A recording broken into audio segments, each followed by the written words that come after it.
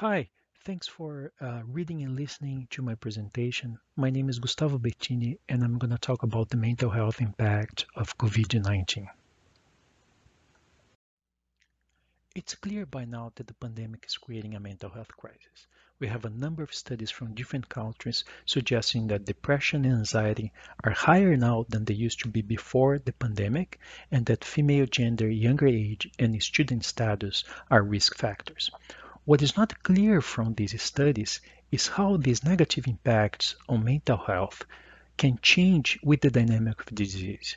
We know that the number of cases have been drastically changed since March, as well as the public guidelines, and that can have a great impact on the general population. So this study tries to understand how anxiety and depression levels among the general population of Canadians vary from April to July, and if age and student status are important risk factors.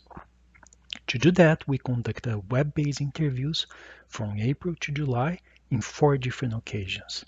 In each occasion, we had around 2,200 Canadians, and 85% were the same individuals that responded the interview in the previous occasion. We found that the percentage of people classified in the 5 plus self-reported mood scale was more than 4 times higher than the baseline in the middle of April, but that was for young adults. That number was a little lower for all ages. Things were getting better. There was a statistically significant change over time of that percentage, but just for the group combine all ages other than young people.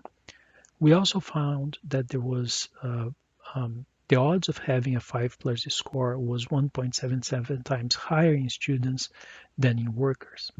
So it's clear from this data that young adults and students are a risk factor and that young people are not getting better compared to the rest of the population.